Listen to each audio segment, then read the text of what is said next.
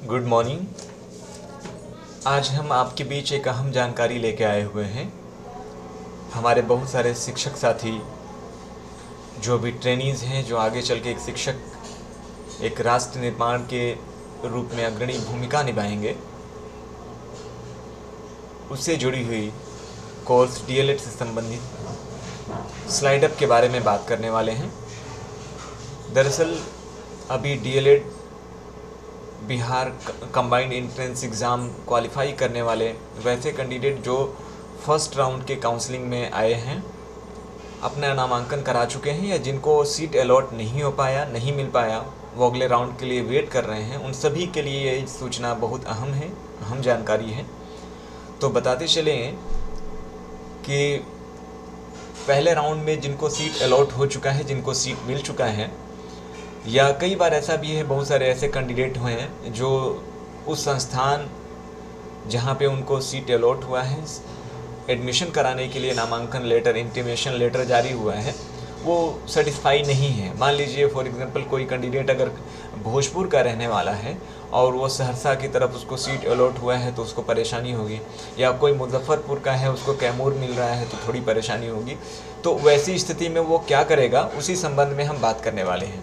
आप सभी के लिए एक अहम वीडियो है, इससे जुड़े रहिए और हमारे चैनल को सब्सक्राइब, लाइक, शेयर और ज़रूर करें। तो हम बात कर रहे हैं डीएलएड से संबंधित। डीएलएड में फर्स्ट राउंड के समय एक कोई भी ऐसा मार्गदर्शन या लेटर नहीं जारी किया गया था जिसमें स्लाइड अप के बारे में जानकारी दी गई हो। बाद में फिर लेटर निकला बिहार विद्यालय परीक्षा समिति के माध्यम से कि अगर आप स्लाइड अप चाहते हैं, संस्थान से खुश नहीं हैं, तो किस तरीके से आप स्लाइड अप के माध्यम से दूसरे संस्थान में जाके एडमिशन करा सकते हैं। जी, तो उसी के संबंध में बात करेंगे। उसमें पहले ये था कि कोई क्लियर नहीं था कि अगर कहीं पे एक जगह काउंसलिंग के जगह एडमिशन करा लेते हैं तो दूसरी जगह जाने पे क्या स्थिति होगी, क्या वो पैसा वापस रिटर्न होगा या नहीं होगा, या फिर पहली जगह कराना ठीक नहीं रहेगा, स्लाइड अप का ऑप्शन कैसे कर पाएंगे। लेकिन फिर बाद में जो लेटर निकाला गया, विज्ञप्ति जारी की गई, उसके माध्यम से ये सारी चीज़ें बिहार विद्यालय परीक्षा समिति बीएसईबी पटना ने सारी चीज़ें क्लियर कर दी हैं। डीएलएड संयुक्त प्रवेश परीक्षा 2022 के आधार पर राज्य के डीएलएड प्रशिक्षण संस्थानों में नामांकन हेतु जारी प्रथम सूची के चयनित अभ्यर्थियों, अन्य अभ्यर्थियों तथा प्रशिक्षण संस्थानों के लिए आवश्यक सूचना। इसमें बताया गया है कि अगर कोई कैंडिडेट उम्मीदवार किसी संस्थान में नामांकन इंटीमेशन लेटर के आधार पर ले रहा है और उस संस्थान से वो संतुष्ट है, तो वो उसी संस्थान में वो नामांकन करा सकता है। लेकिन वैसा उम्मीदवार, वैसा कैंडिडेट जो संस्थान से संतुष्ट नहीं है, वो चाहता है कि स्लाइड अप के ऑप्शन का हम उपयोग करें, तो ऐसी स्थिति में वो स्लाइड अप का ऑप्शन देकर दूसरे संस्थान में जाने के लिए इच्छुक हो सकता है, जा सकता है, उसके पास ऑप्शन है। लेकिन उसमें कंडीशंस हैं, क्या है मैं आपको बता दूं एक एक करके। राज्य के डीएलएड प्रशिक्षण संस्थानों में शैक्षणिक सत्र 2022-24 में नामांकन हेतु आयोजित संयुक्त प्रवेश परीक्षा 2022 के पश्चात ऑनलाइन आवेदन के आधार पर समिति द्वारा नामांकन की प्रथम चरण की चयन सूची जारी कर दी गई। हालांकि अभी जो मैं लेटर पढ़ रहा हूँ, दूसरी सूची भी जारी हो चुकी है और आप अपना login user name, password, application number और पासवर्ड में डेट ऑफ बर्थ के आधार पर लॉगिन करके उसे देख सकते हैं। पूर्व निर्देशानुसार प्रथम चयन सूची में नामांकन हेतु चयनित वैसे अभ्यर्थी जिनके पास द्वारा बेहतर विकल्प के संस्थान आवंटन की संभावना के दृष्टिगत स्लाइड अप विकल्प का प्रयोग किया जाएगा के द्वारा अपने प्रथम चरण में आवंटित संस्थान में नामांकन राशि जमा कर अनिवार्य रूप से नामांकन लें।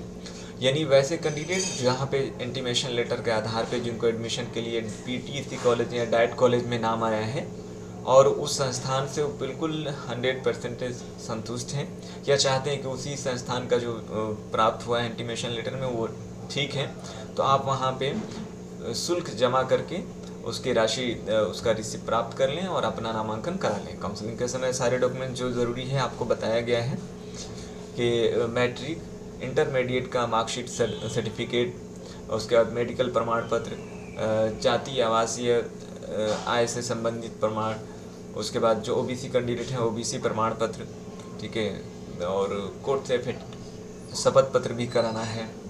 इस तरीके से जो आवश्यक दस्तावेज हैं और कॉलेज CLC प्रमाण पत्र। फिर उसके बाद है कि वैसे अभ्यर्थी जिन्हें प्रथम सूची में सीट आवंटन हुआ है और बेहतर विकल्प के संस्थान आवंटन की संभावना के दृष्टिगत स्लाइड अप विकल्प का प्रयोग करना चाहते हैं, यानी वैसे कैंडिडेट जो संस्थान में नामांकन न लेके किसी अन्य संस्थान का विकल्प देना चाहते हैं, स्लाइड अप कराना चाहते हैं, तो उनके लिए है कि वो स्लाइड अप का विकल्प चुन सकते हैं। लेकिन इसी भांति वैसे अभ्यर्थी जिन्हें द्वितीय चरण में बेहतर विकल्प का संस्थान आवंटित होगा, उन्हें पुनः स्लाइड अप विकल्प प्रयोग के कारण, यानी पहले सूची में आप सेटिस्फाई नहीं हैं तो आप उसका स्लाइड अप करा सकते हैं। जिन लोगों का नाम दूसरी सूची में आया है और उससे सेटिस्फाई नहीं है, संतुष्ट नहीं है, तो वो भी स्लाइड अप करा सकते हैं। इसी तरीके से तीसरी सूची का भी दिया गया। तृतीय चरण में बेहतर विकल्प का अन्य संस्थान आवंटित होने की संभावना हो सकती है। अगर किसी का नाम नहीं आता है पहली सूची दूसरी सूची में, तो इंतजार करें, आ जाएगा।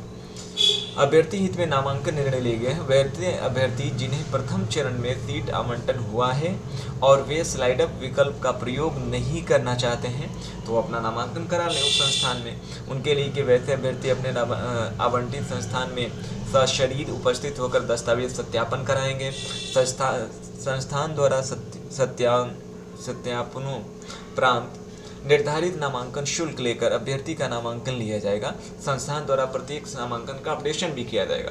अपडेशन के माने होता है जब आप नामांकन ले लेंगे तो अपने आप ID और पासवर्ड से लॉगिन करके देखेंगे तो आपका नामांकन सफलतापूर्वक दर्ज होगा, ऑनलाइन अपडेट रहेगा कि आपने नामांकन ले चुके हैं।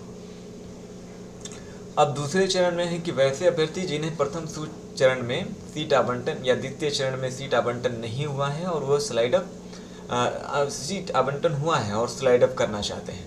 वैसे अभ्यर्थी अपने प्रथम चरण में आवंटित संस्थान में नामांकन हेतु आवश्यक दस्तावेज की मूल प्रति एवं उसके एक अभिप्रमाणित छायाप्रति के साथ सशरीर उपस्थित होंगे। संस्थान द्वारा मूल दस्तावेजों से मिलान कर छायाप्रति अपने संस्थान में संधारित की जाएगी और उसके साथ ही दस्तावेज सत्यापन पर्ची उन्हें दी जाएगी।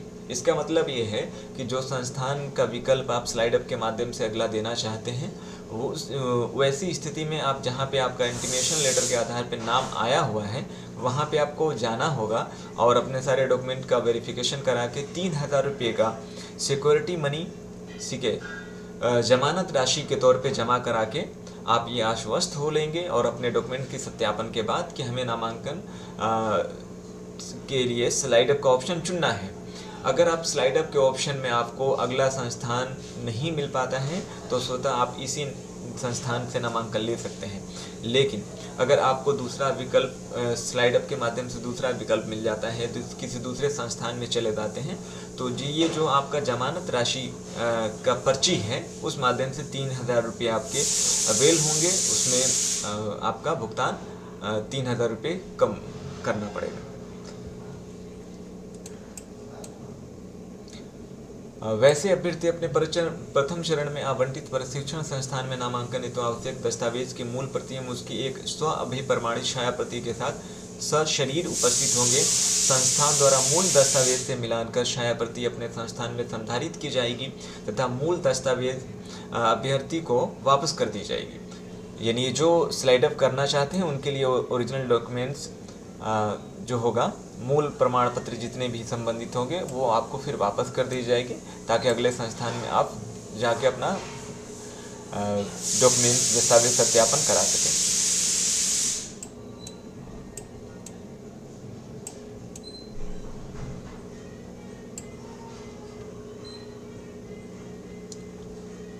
इसके साथ ही ये ही ख़ास चीज़ें हैं जो स्लाइड के माध्यम से आप कराना चाहते हैं। पहले ये ऐसी सूचना नहीं थी तो काफ़ी लोग परेशान थे कि क्या करें नहीं करें। तो और वैसे अभ्यर्थी जिन्हें प्रथम या द्वितीय चरण में सीट आवंटन नहीं हुआ है उनके लिए अनुरोध है कि विनती है आप वेट करें, इंतज़ार करें। ज़रूर उम्मीद रखिए कि आपका रैंक के आधार पे आपका सीट अलॉटमेंट ज़रूर होगा, इंटीमेशन लेटर ज़रूर जारी होगा। प्रथम सूची का तो नामांकन कंप्लीट हो चुका है, द्वितीय सूची का इंटीमेशन लेटर जारी हो चुका है। तो 1 से लेकर 5 तक के बीच में 1 से 5 दिसंबर तक अपना नामांकन कराएं। और अगर कोई दिक्कत हो, कुछ सवाल आपके हों तो आप कमेंट्स के ज़रिए भी हमारे यूट्यूब चैनल पे जुड़ सकते हैं और पूछ सकते हैं। ठीक। ठीक है। और साथ ही इसके मैं आपको इंटीमेशन लेटर किस प्रकार प्राप्त हो रहा है उसको आपको लॉगिन करके दिखा देता हूँ। ये बिहार विद्यालय परीक्षा समिति का ऑफिशियल पोर्टल है जो OFSS online facilitation system of students DLED training institute of Bihar के लिए बनाया गया है। सबसे पहले आपको अपना एप्लीकेशन नंबर, जैसा कि यहाँ दिखाया गया है कि यूज़र नेम में एप्लीकेशन नंबर डालना है, एप्लीकेशन नंबर डालेंगे। पासवर्ड में अपना डेट ऑफ बर्थ इस फॉर्मेट में डालेंगे और लॉगिन करेंगे। लॉगिन के बाद यहाँ तीन ऑप्शन है, डैशबोर्ड, पेमेंट इनवॉइस और उसके बाद इंटीमेशन लेटर। इंटीमेशन लेटर आप देख सकते हैं कि DLED फेस टू फेस पाठ्यक्रम के प्रशिक्षण सत्र 22-24 में नामांकन हेतु आपके चयन से संबंधित वित्तीय सूचना पत्र। इस तरीके से आपका संस्थान जो होगा यहाँ दिखेगा, primary teacher education college Sherghati गया। और यहाँ से आप इस तरीके से प्रिंट कर सकते हैं इसको।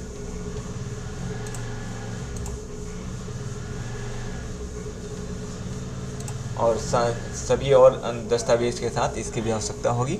तो सारे अगर आप नामांकन ले रहे हैं या लेना है तो उससे संबंधित किसी भी प्रकार की जानकारी के लिए हमारे YouTube चैनल पे कमेंट करें और उससे संबंधित जो भी आपके प्रश्न हैं उसका हल जरूर दिया जाएगा। धन्यवाद, शुक्रिया।